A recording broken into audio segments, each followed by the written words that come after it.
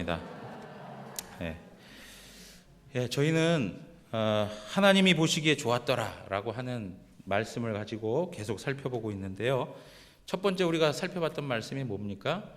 하나님이 말씀으로 천지를 창조하셨을 때 하나님이 보시기에 어땠습니까? 좋았다, 그렇게 말씀했습니다. 그래서 말씀에는 생명이 있고 말씀에는 능력이 있다라고 말씀을 드렸죠. 두 번째는 뭐였습니까? 하나님이 모든 것을 다스리시죠. 하나님이 주관하시죠. 하나님께서 그 모든 것들을 다스릴 때, 그 모든 세계가 그 다스림 속에서 조화를 이룰 때 하나님이 보시기에 좋았다 그랬습니다. 우리 인생도 마찬가지죠. 하나님이 다스릴 때 우리 인생이 가장 복된 거예요. 하나님의 주권 속에 있을 때, 그리고 그것을 인정하며 살아갈 때 우리 인생은 안식을 얻을 수 있어요. 가장 행복할 수 있어요. 하나님 벗어나면 우리는 불행해질 수밖에 없어요. 우리가 지난번에 살펴봤던 내용들이 바로 그런 것이죠. 그럼 오늘 우리가 하나님 보시기에 좋았더라 라고 하는 이 말씀이 또 어떤 방식으로 우리에게 증거되고 있는가? 오늘 4절 말씀 보시면, 빛이 하나님 보시기에 좋았더라. 하나님이 빛과 어두움을 어떻게 하셨다고요? 나누사라고 얘기하고 있습니다. 둘째 날도 한번 보세요. 6절 7절 이제 계속 성경을 눈으로 보시면서 확인해 갔으면 좋겠습니다. 하나님이 이르시되 물 가운데 궁창이 있어 물과 물로 어떻게 하라고요? 나뉘라. 그랬더니 하나님이 궁창을 만드사 궁창 아래의 물과 궁창 위의 물로 나뉘게 하시니 그대로 되니라. 이것이 하나님 보시기에 어떻게 했습니까? 좋았다는 거예요. 셋째 날에도 보면 하나님께서 천하의 물이 한 곳으로 모이게 하고 묻이 드러나라 하시면서, 여기서 나뉘어져라 이렇게 얘기 안 하셨지만 여기도 역시 하나님께서 창조 행위를 통해서 물과 육지를 나누세요. 구분하세요. 넷째 날에도 보시면 14절에서 18절에 있는 말씀인데, 14절 하나님이 이르시되 하늘의 궁창에 광명체들이 있어 낮과 밤을 나뉘게 하고, 그렇게 얘기합니다. 그리고 징조와 계절과 날과 해를 이루게 하라라고 얘기하죠. 여러분, 오늘 지금 우리는 어느 때에 살아가고 있습니까? 어느 계절에? 가을, 그죠? 이 가을이 지나고 나서 좀 지나면 또 한 해가 바뀝니다.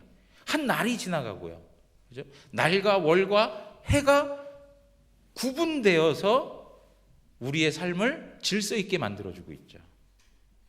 하나님께서는 이렇게 나뉘시는 일을 행하셨어요.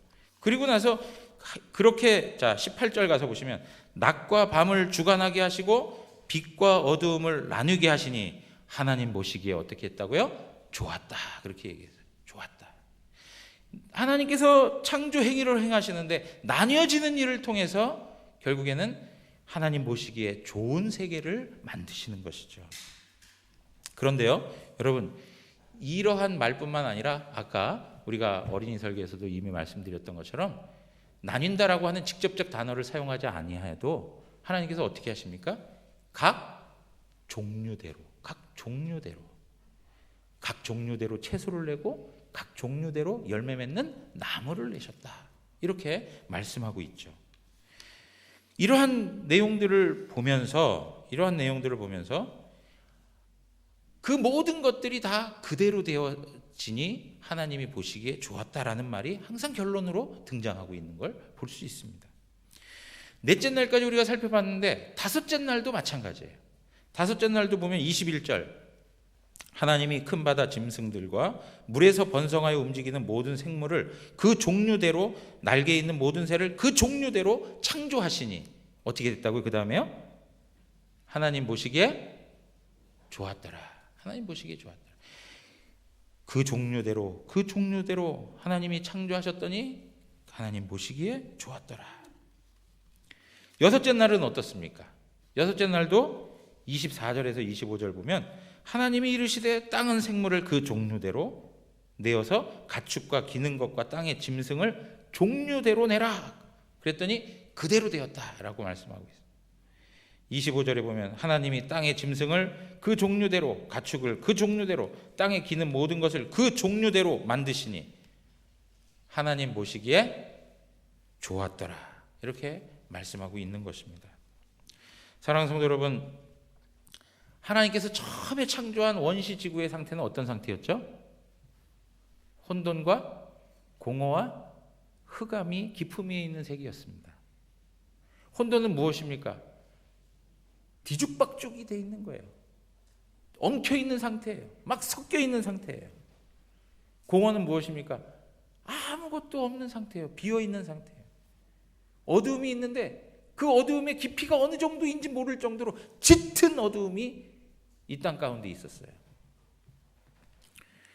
그러한 상태를 하나님께서 창조 행위를 통해서 하나님이 보시기에 좋았더라, 하나님 보시기에 좋았더라 하는 그러한 나라로, 그러한 세상으로 하나님 만드시죠. 여러분, 하나님이 보시기에 좋았더라, 어떤 의미라고요? 좋았다라고 하는 말이 구약 성경에 히브리 말로 토부라고 말씀을 드렸어요. 근데 이것은 하나님 보시기에 선하다라고 하는 건데, 이 의미는 하나님이 의도하고 목적하신 대로 이루어졌을 때 표현되어지는 거예요. 한 목적성, 하나님께서 목적하신 것에 합당하게 되어졌을 때 하나님 보시기에 좋았다, 이렇게 표현하는 것이죠. 하나님이 하신 일 그 자체가 완전히 이루어져서 하나님이 만족하시는 상태, 그것이 바로 이 하나님 보시기에 좋았다라고 하는 거예요. 그런데 그 세계가 어떤 세계냐? 가장 조화롭고 가장 아름답고 우리 인간들을 위해서 하나님이 허락해 주신 최상의 그런 세계였어요. 하나님이 보시기에 좋은 세계, 하나님이 목적하고 의도한 대로 다 되어진 세계, 얼마나 행복할까요? 그런데 여러분, 안타깝게도 어떻게 해요? 이 하나님의 나라가 죄로 인하여 상실되는 아픔을 경험하게 되었습니다. 인간 타락으로 말미암아서 모든 세상이 하나님의 질서를 다 상실해버려요. 모든 것들이 다 무너져버리는 현실이 되었습니다. 그래서 하나님께서는 이렇게 혼돈과 공허와 어두움 가운데 다시금 죄로 인하여서 그렇게 되어버린 이 세상을 하나님께서 새 하늘과 새 땅, 하나님이 만드셨던 원래의 그 하나님 나라를 다시금 회복시키기 위해서 역사 전반에 걸쳐서 하나님이 재창조의 역사를 이루어 가십니다. 여러분, 그러니까 지금 오늘 우리가 살아가고 있는 지금 현실은 하나님께서 재창조의 역사를 이루는 한 과정이 되는 것이죠. 앞으로 하나님께서 이 재창조의 역사를 통해서 이루게 될 새하늘과 새 땅, 완전한 하나님 나라, 그 일을 이루는 과정에 우리가 지금 있는 거예요. 그러니까 지금 하나님께서는 그 역사적 과정에 어떠한 방식을 가지고 그 하나님 나라, 하나님 보시기에 가장 좋았더라라고 하는 그 나라를 이루어내실까? 그것이 바로 이 창조 사역 가운데 나타나 있는 원리하고 동일하다는 거예요. 무슨 이야기냐? 하나님께서 끊임없이 분리와 구별을 가지고 하나님의 나라를 이루시는 역사를 진행해 오신다는 거죠. 여러분, 가인과 아벨이 있었습니다. 아벨이 죽었습니다. 하나님이 대신 누굴 주시죠? 셋을 주십니다. 가인의 후에는 결국엔 사람들의 딸이라고 하는 이름을 얻게 되죠. 그리고 셋의 후에는 어떤 별명을 얻습니까? 하나님의 아들들이라고 하는 별명을 얻습니다. 그러니까 두 계보가 이렇게 대조되어서 역사 가운데 흘러가고 있는 거예요. 그런데 하나님의 아들들이 사람의 딸들과 하나가 되고 세속화되고 나니까 하나님께서 어떻게 하세요? 또 분리 작업을 하시죠. 그 방식이 뭡니까? 노아의 홍수 사건을 통해서, 방주를 통해서 하나님께서 보존하시는 사람을 따로 두시고 하나님께서 심판하시는 사람들을 이렇게 심판하시는 그러한 방식들이 나타나고 있죠. 그럼에도 불구하고 또 노아를 통해서 다시금 하나님께서 일을 해가셨는데 역시 인간들 안에 있는 이 죄의 뿌리는 없어지지 못하고 그대로 죄가 퍼져가다 보니까 결국에는 인간들이 뭘 합니까? 바벨탑을 세우는 일을 하죠. 그 일에 대해서 하나님께서 심판하시고 하나님 나라를 세우시기 위해서 부르신 사람이 누구예요? 아브라함이에요. 아브라함. 근데 아브라함을 부르실 때도 어떻게 하십니까? 너는 너의 본토 친척 아비집을 어떻게 해요? 떠나. 뭡니까? 그가 머물고 있던 고향 땅을 떠나도록 해서 구별하여 분리시켜 그를 하나님 나라의 믿음의 조상으로 세워가시는 거죠. 이러한 과정들을 거쳐서 야곱과 온 그의 식구들이 어디에 거하게 됩니까? 애굽 땅에 거하게 되죠. 그런데 애굽 땅에 살아가게 되는데 온 전역에 사는 것이 아니라 한 지역을 주어서 살아가게 합니다. 그 땅이 고센 땅이죠. 이때부터 이스라엘 백성들은 계속 구별되어 살아가는 방식, 그들만이 살아가는 방식들을 배우게 된 거예요. 우리 첫째 아이가 공부하는 가운데 이제 가깝게 지내는 친구가 이스라엘 친구가 있어서 이야기를 들어보니까 그 친구는 학교에서 집이 좀 거리가 있대요. 왜 거리가 있냐? 좀 가까운 데 살지 왜 걔는 왜 좀 멀리 있냐? 그랬더니 이스라엘 유대인들끼리 이렇게 같이 그 거주하는 지역이 있다는 거예요. 그래서 그 친구가 이제 유학 올 때도 그 지역에 있는 사람들이 그 커뮤니티가 그 유학을 이렇게 도와주기도 하고 이렇게 섬겨주면서 자기의 그 나라 학생들이 거기서 안전하게 공부할 수 있도록 이런 역할을 한다는 거죠. 이게 지금 그냥 갑자기 형성된 어떤 문화가 아니고 그 옛날부터 하나님으로부터 하나님의 어떤 인도하심 속에서 구별되어서 자기들 중심적으로 살아가는 방식들이 형성된 거라고 봐요. 그러니까 여러분 지금 이러한 방식 속에서 하나님께서 애굽 지역에 재앙을 내리실 때에도 고센 땅에는 재앙을 내리지 않으세요. 자, 출애굽기 8장 22절에서 23절 가서 보세요. 그날에 나는 내 백성이 거주하는 고센 땅을 어떻게 하셨어요? 구별하여 그곳에는 파리가 없게 하리니 이로 말미암아 이 땅에서 내가 여호와인 줄을 내가 알게 될 것이라. 자, 23절 다 같이 한번 읽겠습니다. 내가 내 백성과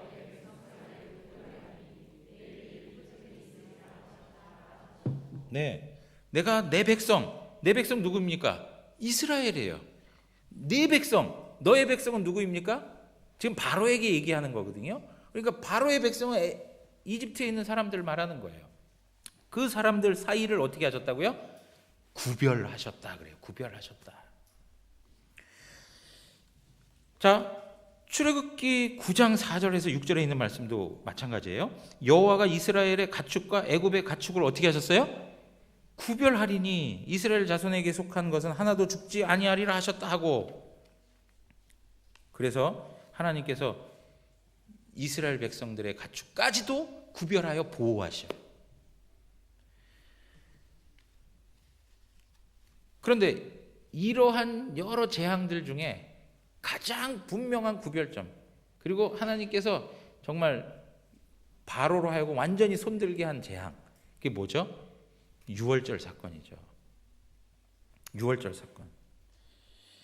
유월절 사건을 통해서 그의 집에 있는 그 문틀에다가 어린 양의 피를 발라두면 아, 여기가 나의 백성 이스라엘의 집이구나 하고 내가 넘어가겠다는 거죠.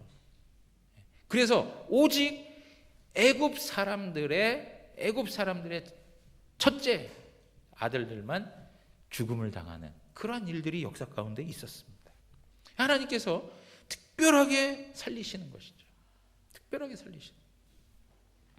이렇게 한 다음에 출애굽을 하고 나서 3개월이 지나서 이스라엘 백성들을 전체 모아가지고 시내산 앞에 딱 집결시키십니다. 그리고 나서 하나님께서 그 이스라엘 백성들과 언약을 맺으세요. 언약을. 그러면서 하시는 말씀이 뭐냐? 출애굽기 19장 4절에서 6절에 있는 말씀인데, 내가 애굽 사람에게 어떻게 행하였음과 내가 어떻게 독수리 날개로 너희를 업어 내게로 인도하였음을 너희가 보았느니라. 독수리 날개로 너희를 업어서 거기서 구별하여 불러냈다는 이야기를 하고 있는 거예요. 그러면서 5절, 세계가 다 내게 속하였나니 너희가 내 말을 잘 듣고 내 언약을 지키면 너희는 모든 민족 중에서 어떻게 됩니까? 내 소유가 되겠고 너희가 내게 대하여 제사장 나라가 되며 거룩한 백성이 되리라. 너희는 거룩한 백성이 될 것이다, 이렇게 말씀하고 있어요.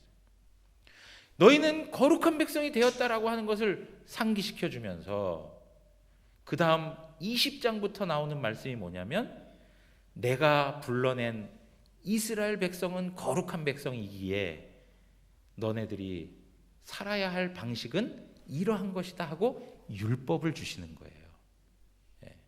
그러니까 이 20장부터 기록되어지는 율법의 내용들은 하나님의 거룩한 백성, 그리고 그 백성들이 살아가는 방식을 이야기해 주는 거고, 그 살아가는 방식을 통해서 누가 드러나는 거예요?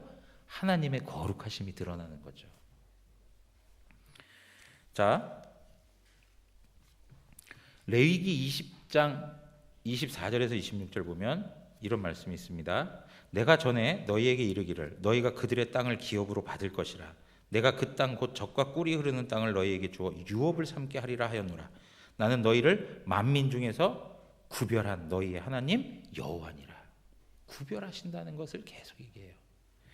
너희는 짐승이 정하고 부정함과 새가 정하고 부정함을 구별하고 내가 너희를 위하여 부정한 것으로 구별한 짐승이나 새나 땅에 기는 것들로 너희 몸을 더럽히지 말라. 짐승들도 부정한 것과 정한 것을 구분해서 부정한 것들을 만지면서 너희가 부정하게 되지 말라는 거예요. 더럽히지 말라는 거예요. 너희 거룩한 백성이기 때문에 거룩하게 살아가야 된다는 얘기를 하고 있는 거예요. 26절 다 같이 한번 또 읽겠습니다. 너희는 나에게 거룩할지어다. 이는 나 여호와가 거룩하고 내가 또 너희를 나의 소유로 삼으려고 너희를 만민 중에서 구별하였음이니라. 너희를 나의 소유로 삼기 위해서, 거룩하신 하나님께 속한 하나님의 거룩한 백성이 되기 위해서 구별하셨다라고 말씀하고 있어요. 구별하셨다. 여러분, 이렇게 해서 하나님께서 그 이스라엘 백성들에게 사명을 주신 거죠. 그러니까 그 백성들의 사명은 뭐예요? 하나님의 거룩함을 나타내는 거예요. 하나님의 거룩함을. 자, 그런데 이러한 내용들이 구약에서만 있는 것이 아니라 신약에서도 계속 이어져 가고 있어요. 마태복음 13장에 가서 보시면 하나님 나라의 비유들이 나타납니다. 몇 가지 비유가 등장합니까? 네? 7가지 비유가 등장합니다. 저도 한순간 깜빡이죠. 7가지의 비유가 등장하는데, 여러분 여기에서 뭐 다른 다 비유들이 있는데 그 중에서 아주 분명하게 하나님께서 분리하신다라고 하는 이 하나님 나라를와 관계돼서 이 분리의 역사가 있다는 것을 잘 말해주고 있는 게 뭐냐면 가라지 비유예요. 그리고 바다에 던져진 그물 비유예요. 아까 어린이 설교 때 말씀드렸죠. 하나님께서 알곡과 가라지를 분리시키세요. 그래서 알곡은 걷어서 곡간에, 가라지는 모아서 불로, 그렇죠? 그리고 어떻습니까? 바다에 그물을 던져서 좋은 것은 좋은 것대로, 그렇지 않은 것들은 그렇지 않은 것대로 이렇게 분리하는 일을 행하시죠. 마태복음 13장 48절에서 50절에 보면 그물에 가득함에 물가로 끌어내고 앉아서 좋은 것은 그릇에 담고 못된 것은 내버리느니라. 세상 끝에도 이러하리라. 천사들이 와서 의인 중에 악인을 갈라내어 풀무불에 던져 넣으리니 거기서 울며 이를 갈리라. 마지막 때에도 주님께서 오셔서 분리를 해 가신다는 거죠. 마태복음 25장 31절에서 33절에 있는 말씀도 보면 인자가 자기 영광으로 모든 천사와 함께 올 때에, 우리 주님께서 이 땅에 오실 때 자기 영광의 보좌에 앉으신다는 거죠. 그리고 나서 어떻게 합니까? 모든 민족을 그 앞에 다 모아요. 그리고 각각 구분하신다고 얘기하고 있어요. 구분하셔요. 그래서 목자가 양과 염소를 구분하는 것처럼 하나님께서 왼쪽에는 염소, 오른쪽에는 양을 구분하신다라고 말씀하고 있어요. 사랑하는 성도 여러분, 예수 그리스도의 십자가가 바로 구분하는 선입니다. 예수 그리스도의 십자가를 믿고 받아들이는 자들에게는 하나님께서 하나님의 양으로서 영원한 생명과 영원한 하나님 나라를 주실 것이고, 예수 그리스도의 십자가를 멸시하고 그것을 부인하는 자들은 바로 영원한 형벌에 처하게 되는 것입니다. 예수 그리스도 그분이 우리가 하나님 나라에 거하게 될지 아니면 영원한 지옥에 거하게 될 그 기준점을 제공해 주고 있는 것입니다. 사랑하는 성도 여러분, 여러분들은 예수 그리스도를 믿으십니까? 예수 그리스도의 십자가가 나를 구원하는 하나님의 능력이라고 고백하십니까? 이렇게 우리가 고백할 수 있는 것은 이미 우리를 하나님께서 어두운 데서 불러내셔서 구별하여 주셨기 때문에 고백할 수 있는 거예요. 벌써 하나님의 거룩한 백성으로 부름받았기 때문에 누릴 수 있는 거예요. 하나님께서는 앞으로 돌아가게 될 하나님의 나라를 허락해 주시는데 하나님의 거룩한 백성만이 그곳에 들어가게 하시죠. 여러분, 우리 그 스크린에 없습니다. 요한계시록 21장으로 가서 한번 보시죠.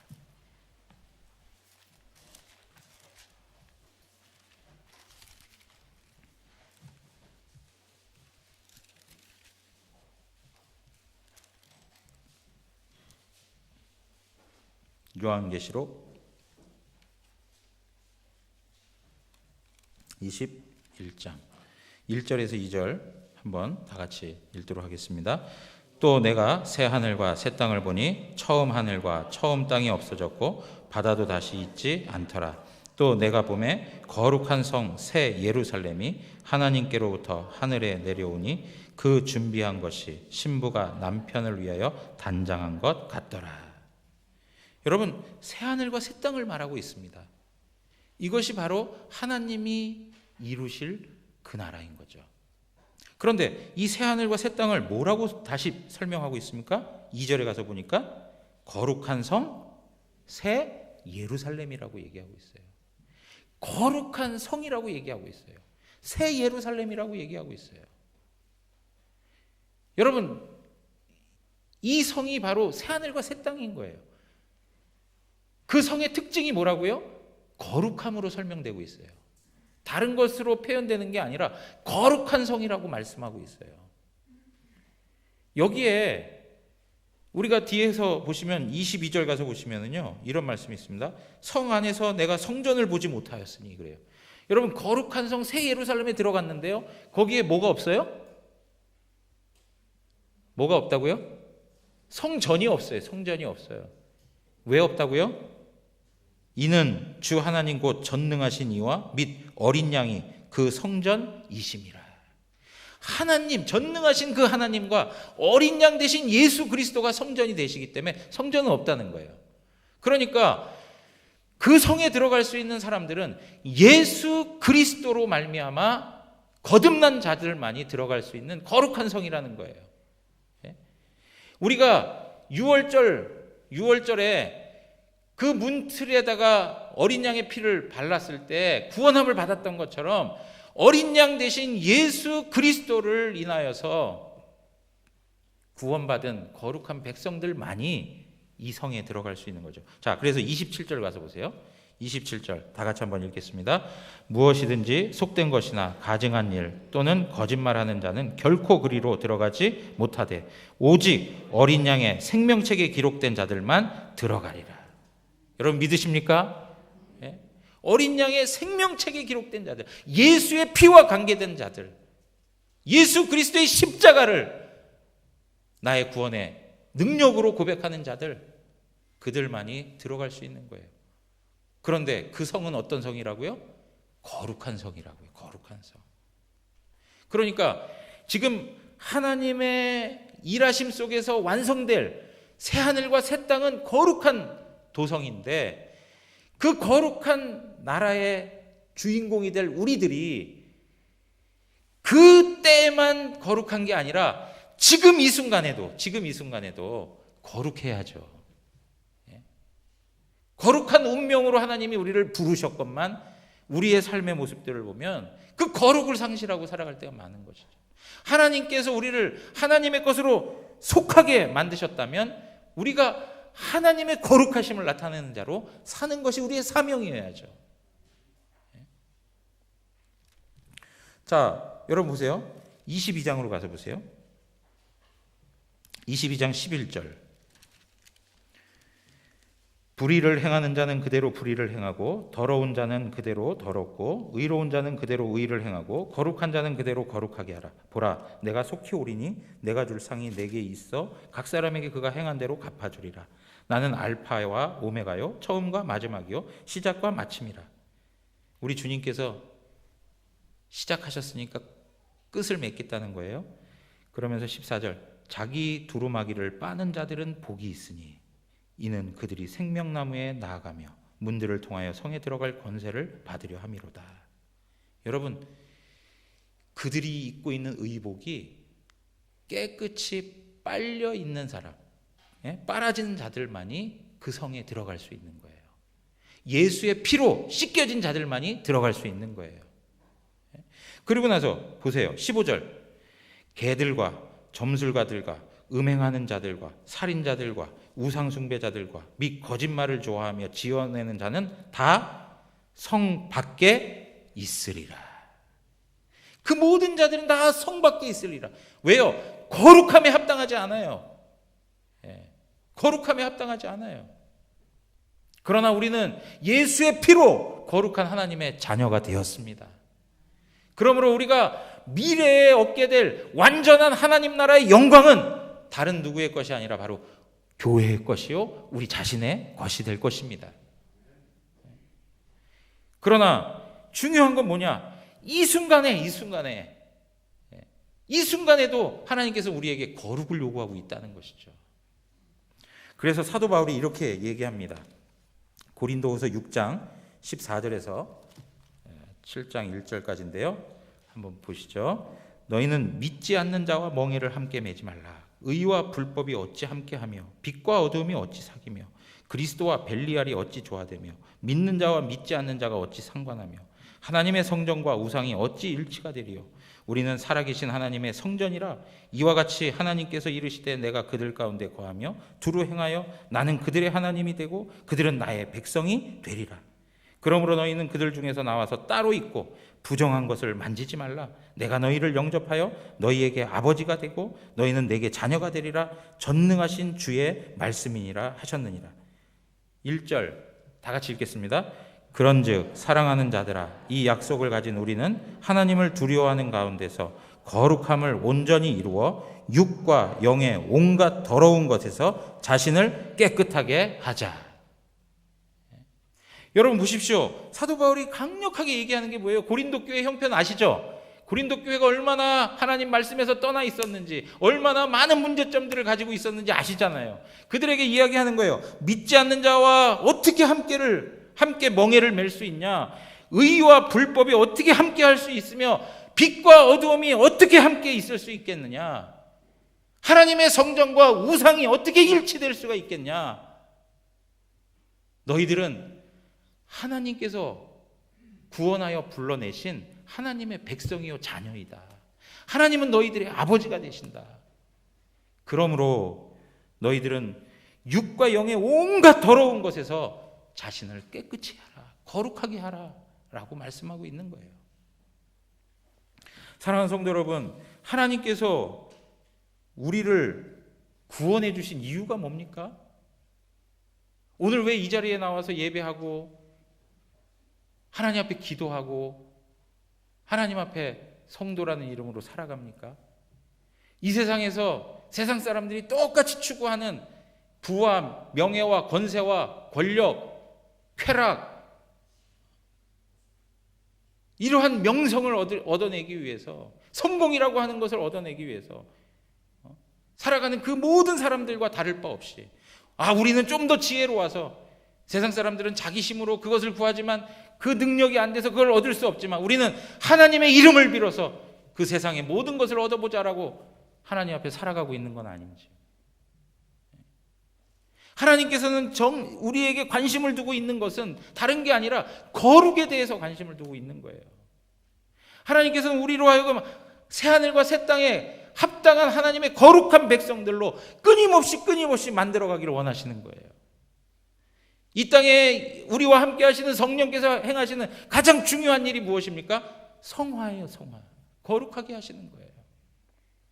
여러분들이 직장에서 많은 일들을 하고 세상 속에서 많은 업적을 쌓은들 여러분들이 거룩하지 아니하면 아무 의미가 없는 거예요. 그런데 우리는 정작 거룩에 관심이 없어요. 거룩에 관심이 없어요. 디도서에 있는 말씀 가운데에서도 디도서 2장 11절에서 14절에 있는 말씀에도 모든 사람에게 구원을 주시는 하나님의 은혜가 나타나 우리를 양육하시되 경건치 않은 것과 이 세상 정욕을 다 버리고, 여러분 버려야 될 게 있다는 거예요. 버려야 될 게. 그리고 어떻게 해요?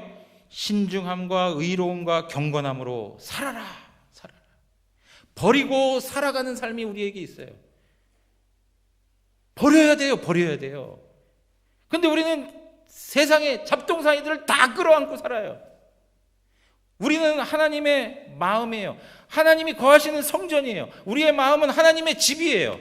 그런데 우리의 집에 온갖 쓰레기들을 다 끌어안고 살아가는 우리의 모습들이 있지 않습니까? 한번 보실래요? 그림 한번 보세요. 여러분 이거 누구의 방인지 모르겠는데 침대 보이세요? 침대도 잘 안 보이죠? 분간이 안 가요. 온갖 잡동사니들이 무슨 그 쓰레기 창고처럼 이렇게 돼버렸어요. 여기에 사람이 쉴 수 있겠습니까? 여기에서 사람이 안정된 심령을 얻을 수 있습니까? 그 다음에 한번 보세요. 여러분 어느 집에 사시겠습니까? 어느 집에 사시고 싶으세요? 당연히 이 집에 살고 싶지 않으세요? 여러분 제가 요 근래 그 프로그램 하나를 봤는데 신박한 정리라는 프로 보셨습니까? 신혜라 씨하고 박나래 씨가 나와서 이렇게 진행하는 건데, 그 프로그램이 말하는 내용이 뭐냐면 집이 바뀌면 삶이 바뀐다는 거예요. 집이 바뀌면 삶이 바뀐다. 무슨 얘기냐? 자기 집에 사실 자기만을 위한 공간이 자기 집인데 자기 자신이 없을 정도로 쓸데없는 것들로 가득 채워져 있다는 거예요. 그래가지고 자기 자신이 발견이 되질 않아. 자기 자신이 안식을 얻을 수 없어요. 잡동사니들이 가득 쌓여 있어가지고. 그래서 사실 이 프로그램에서 강조하는 건 뭐냐면 비우라는 거예요. 비우라. 버리라는 거예요. 버리라는 거. 그리고서 그 전문팀이 등장해가지고 온 집안을 다 정리해가지고 그냥 말끔하게 해놓고 나면 그 의뢰했던 사람들이요, 그 모습을 보고 감탄을 하고 막 눈물을 흘리더라고요. 마치 자기 자아를 찾은 것처럼. 그런데 여러분 보세요. 이렇게 버리고 비우기 위해서 뭐가 선행돼야 될까요? 분리해야 되죠. 구분해야 되는 거예요. 아무거나 다 버리면 안 되잖아요. 그죠? 정말 버려야 할 것들을 버려야 되는 거예요. 그런 구분하고 분리하고 구분짓는 그런 행위가 필요한 거예요. 여러분 오늘 우리의 마음은 하나님과 나를 위한 공간이에요. 그런데 우리의 마음 속에 세상에 있는 모든 찌꺼기들이 다 들어와 앉아가지고 하나님과 내가 함께 할 수가 없어요. 하나님의 존재를 발견할 수도 없고 내가 그 안에서 안식할 수도 없는 그런 안타까운 현실이 되어버린 우리의 모습이 있지 않습니까? 사랑하는 성도 여러분, 우리 마음 가운데 있는 돈을 사랑하는 마음, 권세와 권력을 구하는 마음, 다른 사람을 지배하고 싶어하는 마음, 성적 쾌감을 얻기 위해서 욕심을 내는 성욕들, 교만과 거짓들, 게으름과 나태함들, 좌절과 절망, 불안, 두려움, 이 모든 것들은 전부 다 버려야 될 것들이에요. 다 버려야 될 것들이에요. 우리 마음에 갖고 있으면 안 되는 것들이에요. 이러한 것으로부터 분리되셔야 된다고요. 그러할 때 우리는 하나님과 우리 관계 속에 하나님 보시기에 좋았더라의 은혜가 있는 거예요. 사랑하는 성도 여러분, 오늘 우리의 삶에 하나님 앞에서 구별되고 거룩하게 살아감으로 인하여서 우리의 인생을 하나님이 보시고 내가 보기에 참 좋구나 라고 하는 복된 인생이 되기를 바랍니다. 그러려면 우리 마음에 있는 세상의 잡동사니들을 다 벗어버리세요. 그 모든 걸 분리하셔야 돼요. 그리고 하나님 앞에서 정결한 심령으로 거룩을 이루어 가셔야 됩니다. 오늘 이러한 은혜가 우리 대구 영암교회 모든 성도들에게 있기를 주님의 이름으로 축원합니다. 다 같이 일어나서 찬양하겠습니다.